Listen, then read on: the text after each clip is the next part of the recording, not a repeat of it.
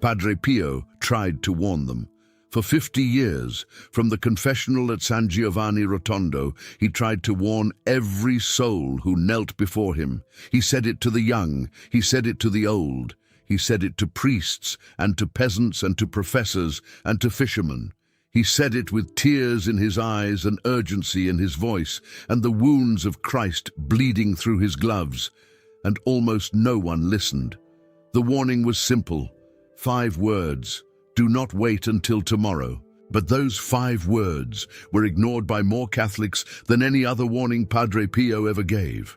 Because the lie that tomorrow is guaranteed is the most comfortable lie the human mind has ever invented.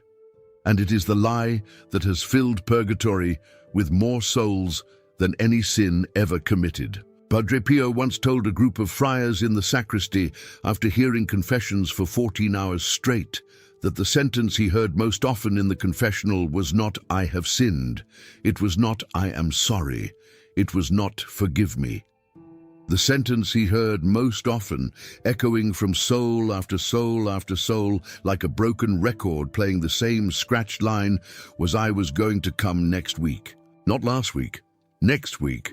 Because the souls who said it never got to next week. They said it on Monday and died on Wednesday. They said it at breakfast and were gone by supper. They said it to themselves in the mirror while brushing their teeth, and 3 hours later they were standing before the judgment seat of God with those words still warm on their lips. I was going to go next week. If the idea of dying with unconfessed mortal sin does not terrify you, then you do not understand what mortal sin is.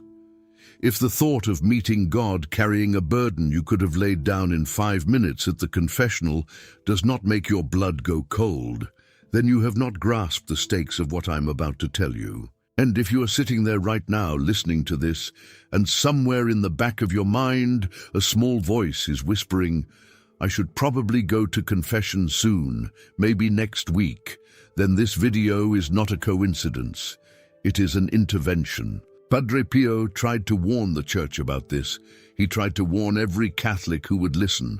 But the world is loud and confession is quiet, and the voice that says tomorrow will be fine is always louder than the voice that says today might be your last chance. So let me tell you what Padre Pio saw. Let me tell you what he witnessed in the spiritual world when he looked beyond the screen of the confessional and saw the souls who were not there, the empty chairs, the absent penitents, the people who meant to come and never did. In the spring of 1960, a schoolteacher named Vittorio Conti traveled from Foggia to San Giovanni Rotondo. He was 42 years old, a quiet man who taught Latin and history at the local secondary school. He had a wife, Benedetta, and 2 sons, Paolo, who was 14, and Luca, who was 11. Vittorio was the kind of man whose life was built out of routines so reliable you could set a clock by them. He woke at 6:15. He drank his coffee, standing at the kitchen counter, because Benedetta said sitting down for breakfast made him late.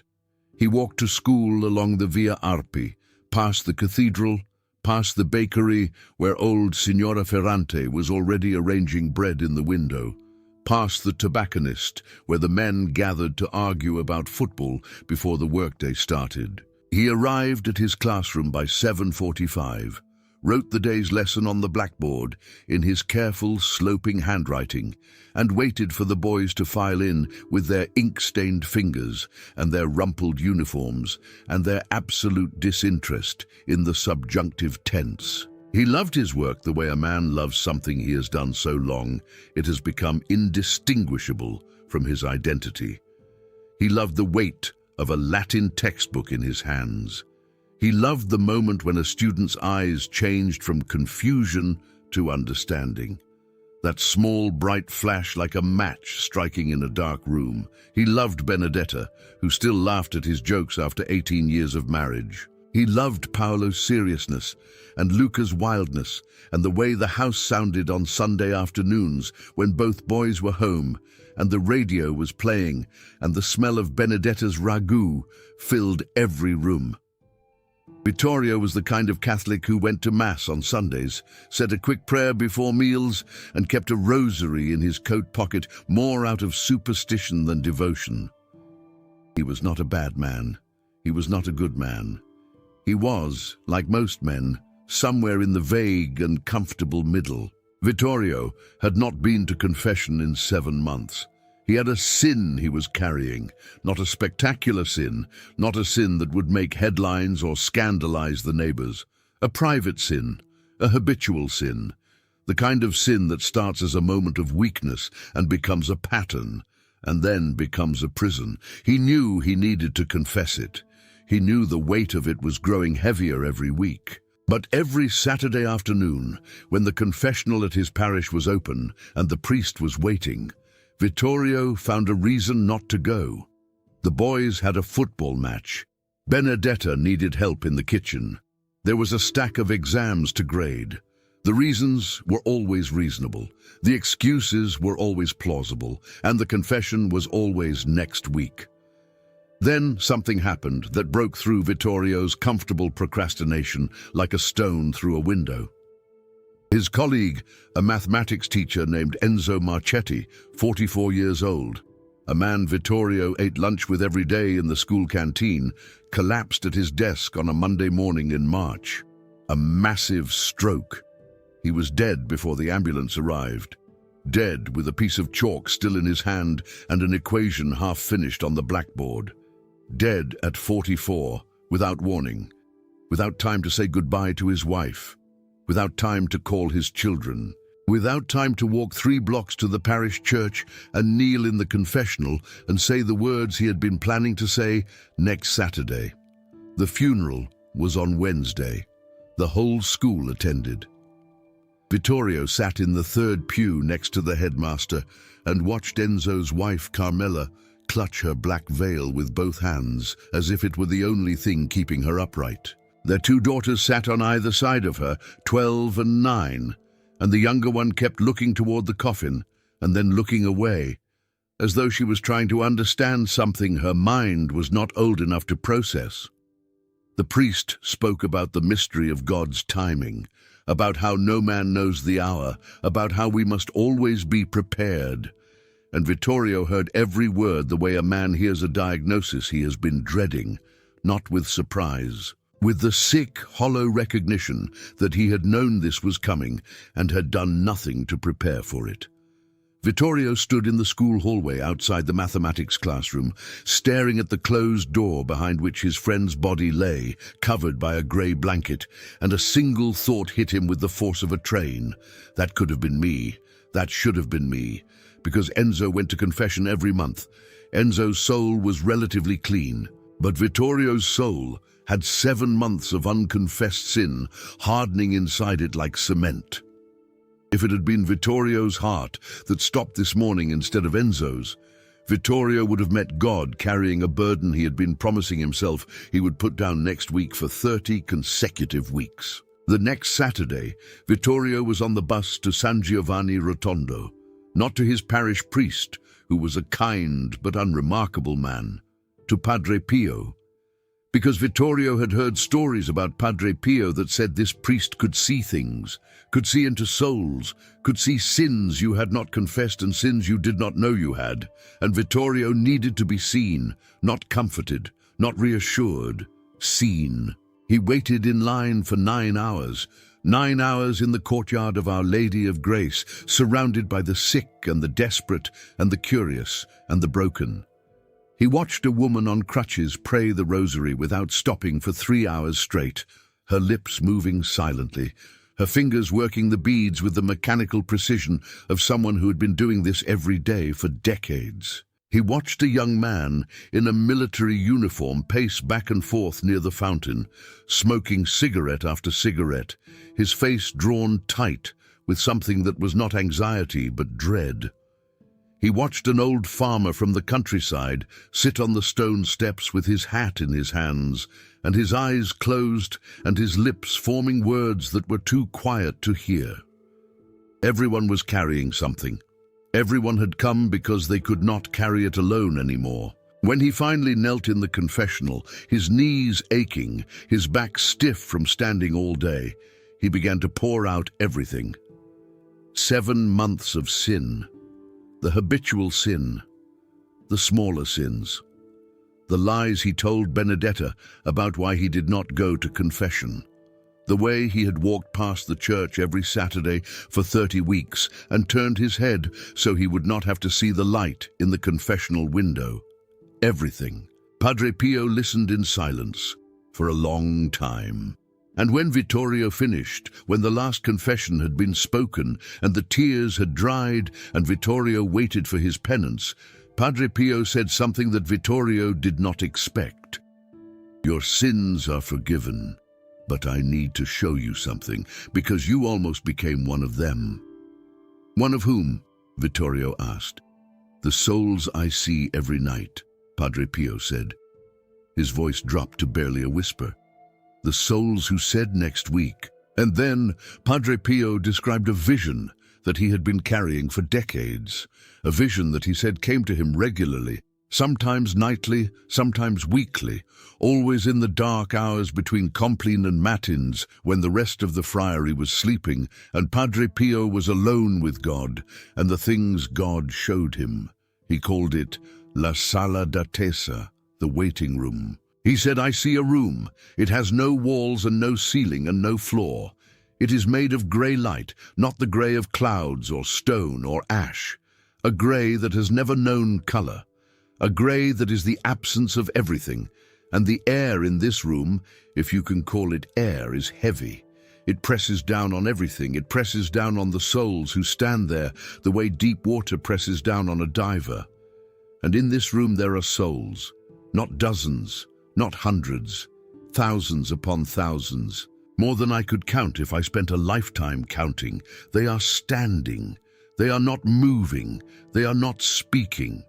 Some of them have their mouths open as if they were about to speak when they arrived and the words were taken from them. Some of them have their hands raised as if they were reaching for something that is no longer there. They are simply standing in this grey light, frozen in the posture of their last intention, and on each of their faces is the same expression. The expression of someone who has just realized too late that the thing they postponed was the only thing that mattered. Each of these souls, Padre Pio told Vittorio, carries the same weight, not the weight of the sins they committed, the weight of the confession they never made, and that weight is not static. It grows. Every day that passes between the moment you decide to confess and the moment you actually do, the weight increases. Not because new sins are being added, though they often are, but because a new sin is being committed every single day you delay. A sin most Catholics have never heard of, a sin that is almost never confessed because almost no one recognizes it as a sin. It is called the sin of presumption. Hold on, because this is the spiritual mechanism that most Catholics have never been taught, and it is the reason Padre Pio wept for those souls in the waiting room. The sin of presumption is one of the 6 sins against the Holy Spirit. It is listed in the Catechism. It has been taught by the Church for 2,000 years, and yet almost no Catholic in the modern world could define it if you ask them. Presumption is the assumption that God's mercy is guaranteed regardless of your actions. It is the belief, spoken or unspoken, that because God is merciful, you can postpone repentance indefinitely. That because forgiveness is always available, there is no urgency to seek it now. That because God is patient, you can test his patience without consequence. Every time you say, "I will go to confession next week," you are committing the sin of presumption. You are presuming on God's mercy. You are treating the sacrament of reconciliation, which cost Christ his blood and his life, as an appointment you can reschedule at your convenience. And here is what makes this sin uniquely devastating. It compounds. Padre Pio explained it to Vittorio using the image of a stone thrown into a well.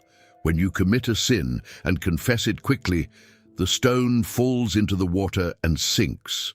The water closes over it. It is gone. But when you commit a sin and delay confession, the stone does not simply sit at the bottom of the well waiting for you to remove it. It begins to grow, not because the sin itself is growing, but because a second stone, the stone of presumption, is being placed on top of it every single day you delay, and a third stone, and a fourth. One stone for each day you say tomorrow or next week or when I get around to it.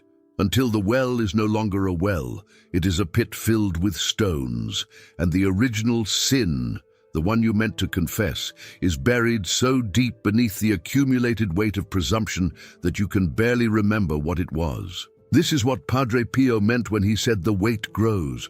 Each delay is not neutral. Each delay is an active sin. Each next week is a new stone thrown on top of the old one. And the souls in the waiting room, the souls standing in that grey light with the expression of terrible realization on their faces, are not just carrying the sin they meant to confess. They are carrying every stone of presumption they stacked on top of it during all the weeks and months and years they told themselves they had time. Let me tell you something most people do not realize. Padre Pio said that many of the souls he saw in the waiting room were not people who had committed terrible mortal sins. Some of them had committed only one mortal sin, just one, a single act, a single moment of serious weakness, the kind of sin that a 5-minute confession could have resolved. 5 minutes, the time it takes to boil water for tea. But they delayed, and the one stone became 10. And the 10 became 100, and the 100 became a weight so crushing that when they finally stood before God, the original sin was almost an afterthought compared to the mountain of presumption piled on top of it. This changed everything for me when I first understood it. I'm ashamed to tell you this, but there have been periods in my life when I let weeks go by between confessions, not because I had nothing to confess, because life was busy, because the confessional hours at my parish in Coventry were inconvenient, because I told myself that God understood, that He knew my heart, that He would not hold it against me if I went next Saturday instead of this one. And when I read what Padre Pio saw in the waiting room, I felt the floor drop out from under me, because I realized that every one of those convenient, reasonable, perfectly understandable delays had been a stone, and I had been stacking them without knowing it, building a pile of presumption right on top of whatever sins I was carrying, turning a molehill into a mountain through nothing more than the simple, deadly act of saying not today.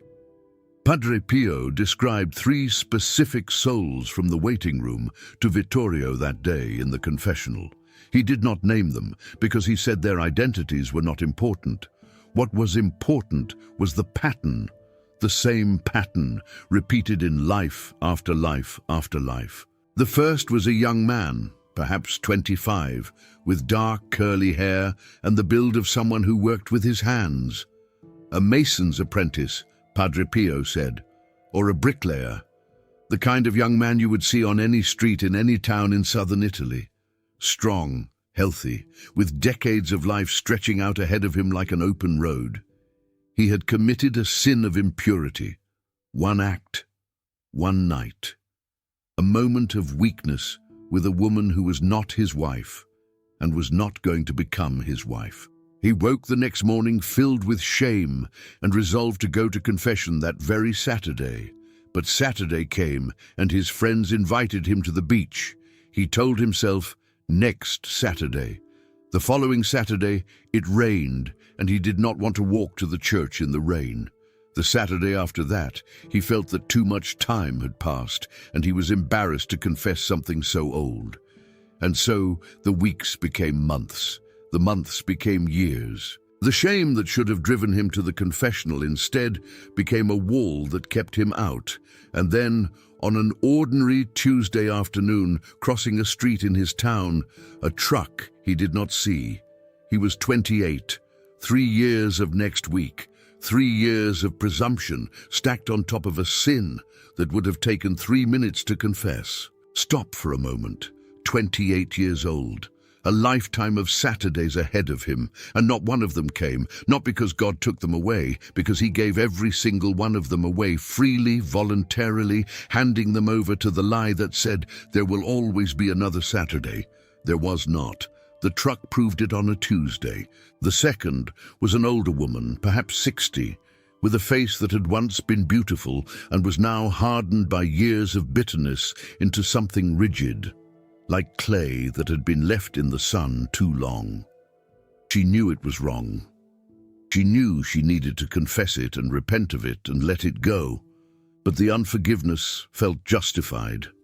The daughter-in-law had been disrespectful, had taken her son away from the family, had poisoned the grandchildren against her. Every week, the woman told herself she would confess it when she was ready, when she had fully processed it, when she understood it better. She died in her sleep on a Thursday night. Her rosary was on the nightstand. Her missal was on the shelf. A holy card of the Sacred Heart was pinned above her bed. She had every outward sign of a devoted Catholic life. And she died with 10 years of unforgiveness rotting in her soul like a wound she had refused to let a doctor see. Never ready, never processed, never confessed. Just next week repeated 520 times over 10 years. 520 stones of presumption stacked on top of a sin she could have confessed in 2 minutes. The third was a man in middle age, a man very much like Vittorio himself. A teacher, a husband, a father, a man whose sin was not dramatic, but was real and heavy and unconfessed. He had been planning to go to confession for 8 months. He had driven past the church every day on his way to work. He had seen the confessional light on and told himself, Saturday, and then Saturday, and then Saturday, until his heart stopped at his desk on a Monday morning with chalk dust on his fingers and an equation he would never finish on the blackboard. Vittorio went white. His hands began to tremble. "Enzo," he whispered, "you are describing Enzo." Padre Pio said nothing. He did not confirm or deny. He simply let the silence speak. I've seen it with my own eyes, how the comfortable lie of next week can paralyze even the most well-intentioned Catholic. After David's cancer diagnosis, I did not go to confession for almost 2 months. Not because I was angry at God, though I was. Not because I had stopped believing, though my belief was shaking, because every day I told myself that today was about David, about hospital visits, about holding his hand, about managing the children's fear, about surviving until bedtime. And confession was important but not urgent, and I would go next week when things calmed down. But things never calmed down. Things never calm down. That is the lesson the souls in the waiting room learned too late. Life does not pause so that you can tend to your soul. Your soul must be tended in the middle of the chaos, or it may not be tended at all. Padre Pio gave Vittorio his penance and his absolution, but before Vittorio stood up from the kneeler, Padre Pio added something that was not part of the standard sacramental formula. He said, "Vittorio, you have been given a gift that Enzo was not given. You are still alive. You are kneeling in this confessional. Your sins are forgiven. But do not waste the gift, because the next time you say next week, it may be the last sentence you ever speak." Then Padre Pio told Vittorio 5 practices to ensure he would never again fall into the trap of presumption. 5 specific disciplines that Padre Pio taught to penitents who struggled with procrastinating confession. And these 5 practices are as urgent today as they were in 1960, perhaps more urgent because in our modern world, the distractions that keep us from the confessional have multiplied 1,000-fold. You now understand the sin of presumption, the compounding weight of delay, and the vision of the waiting room that haunted Padre Pio for decades. This channel exists to bring these urgent truths to Catholics who are running out of tomorrows without knowing it. The Super Thanks button below is your way of keeping these warnings alive, of reaching the soul who is right now telling themselves they will go next week. You are not just watching a video. You are helping deliver a message that might save someone from the waiting room. The first practice is the fixed confession day. Choose a specific day of the month, not a vague intention to go sometime, a specific date. The first Saturday, the third Wednesday, whatever works for your schedule. Write it on your calendar. Treat it with the same seriousness you would treat a doctor's appointment for a condition that could kill you, because it is. Padre Pio said that a fixed confession day removes the most dangerous element of procrastination, which is the decision. When the day is fixed, there is no decision to make, no debate, no weighing of priorities. The day comes and you go. The way you go to work on Monday, the way you eat breakfast in the morning, it becomes part of the structure of your life rather than an interruption to it. The second practice is the immediate examination.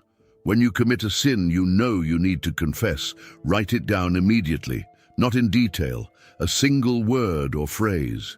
Enough to remember: pride, anger at Maria, impure thought Tuesday. Padre Pio said that the act of writing the sin down does two things. It makes the sin concrete rather than abstract, and it creates accountability. A word on paper is harder to ignore than a thought in your head. A list that grows week by week becomes its own argument for urgency. The third practice is the death meditation. Once a week, preferably on the same day as your examination of conscience, spend 5 minutes imagining that you died today, right now, without warning, and that you are standing before God with your current list of unconfessed sins. Not as a morbid exercise, as a reality check, because the souls in the waiting room all believed they had more time. Every single one of them was wrong. Padre Pio said, "If this meditation does not drive you to confession, nothing I say will, because either you believe death can come at any moment or you do not. And if you do not, you are living in a fantasy that no saint, no doctor, and no actuarial table has ever supported." The fourth practice is the accountability partner. Find one person, a spouse, a friend, a fellow parishioner, and make a mutual commitment to go to confession together at a fixed interval. Weekly is ideal, bi-weekly at minimum, monthly at the absolute outer limit, not because you confess to each other, because you hold each other accountable for going. Padre Pio said that the devil's greatest tool against confession is isolation. He separates you from accountability the way a wolf separates a sheep from the flock. An accountability partner keeps you in the flock. The fifth practice is the emergency confession rule. If you commit a mortal sin, do not wait for your fixed confession day. Go to the next available confession. That day, if possible, the next day at latest. Padre Pio was emphatic about this. He said, "A mortal sin on the soul is a fire in the house. You do not schedule the fire department for next Saturday. You call them now. Every hour that a mortal sin sits unconfessed on your soul is an hour of spiritual danger that no prayer, no rosary, no act of charity can fully compensate for. Only sacramental absolution extinguishes the fire completely. Everything else is throwing cups of water on a burning building. And here is the part that most people miss. Padre Pio said that the emergency confession rule is not only about the gravity of the sin, it is about the speed of the hardening. A mortal sin that is confessed within 24 hours leaves a mark on the soul that is shallow and heals quickly. The same mortal sin confessed after a month has cut a groove so deep that even after absolution, the tendency toward that sin has been strengthened. After 6 months, the groove has become a channel. After a year, the channel has become a canyon. The sin is forgiven, yes. The guilt is removed, yes. But the damage to the soul's defenses, the weakening of the will, the deepening of the habit, these things grow worse with every day of delay. This is why Padre Pio called it an emergency. Not because God is impatient, because your soul is fragile.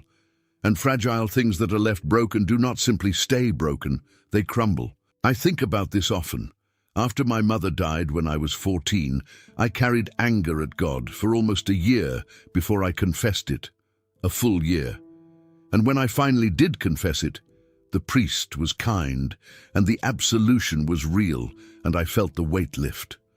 But the groove that year of anger had carved into my soul took decades to fill.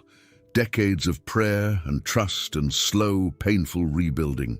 If I had confessed it in the first week, the first month, even the first 3 months, the healing would have been so much faster. But I waited, and the waiting carved me. Padre Pio was right. Delay does not simply postpone healing, it deepens the wound. Vittorio Conti went home to Foggia that evening a different man. He implemented all 5 practices. He chose the first Saturday of every month as his fixed confession day. He kept a small notebook in his coat pocket, the same pocket where his rosary lived, and wrote down his sins as they occurred. He spent 5 minutes every Friday evening in the death meditation, sitting in his study after the boys were in bed, imagining that he would not wake up Saturday morning. He asked Benedetta to be his accountability partner, and she agreed, surprised and moved by his sudden earnestness. And when he committed a serious sin, he went to confession the next day, even if it meant cancelling a class, even if it meant driving to a neighboring parish because his own parish confessional was not open. He never went 7 months without confession again. He never said next week again. And when Vittorio Conti did die, 31 years later at the age of 73, surrounded by his sons and his grandchildren, he had been to confession 4 days earlier. 4 days, not 4 months, not 4 years, 4 days. Because Vittorio had learned the lesson that the souls in the waiting room learned too late. The lesson that Enzo Marchetti learned with chalk dust on his fingers and an equation he never finished. The lesson that Padre Pio tried to teach every soul who knelt before him for 50 years. There is no next week. There is only today. There is only this moment. There is only right now. And right now, God is waiting in the confessional. He has been waiting for you since the last time you said next week. He has been waiting with infinite patience, but patience is not permission. The fact that God is patient does not mean that your delay is without consequence. Every week you wait, a stone is added. Every next week, the weight grows. And the only person who can stop the pile from growing is you, today, not tomorrow, not Saturday, today. Padre Pio said near the end of his life, if Catholics truly understood what the confessional is, they would not need to be convinced to go. They would be lining up at dawn, the way they line up for bread during a famine, because that is what the confessional is. Bread for the starving soul. And a starving man does not say, I will eat next week. When was the last time you went to confession? Not approximately, exactly. Count the weeks. That number, Padre Pio would tell you, is the most important number in your spiritual life right now. If it is less than 2, you are doing well. If it is more than 4, you are in danger. If it is more than 12, you are in serious danger. And if you cannot remember, then you are one of the souls Padre Pio saw standing in that grey waiting room. Not yet, but on the path. And the path has no warning signs. It simply ends.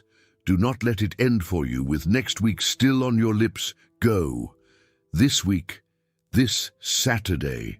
Tomorrow if your parish has confessions. Today if there is a priest available. Pick up the phone and call your parish. Walk through the door, kneel down, and say the words you have been postponing. Bless me, Father, for I have sinned. It has been too long.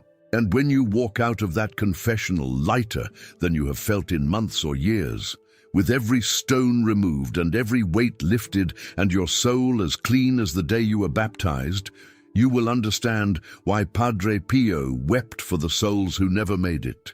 Not because God is merciless, because God is so merciful that all they had to do was show up, and they did not, because they were going to. Next week. How many weeks has it been since your last confession? Write the number in the comments, not to shame yourself, to face the truth. because truth is the first step to the confessional. And if this video is the reason you go to confession this week instead of next week, write "going now," because that might be the most important 2 words you type today, more important than any text message, more important than any email. 2 words that remove every stone of presumption in an instant.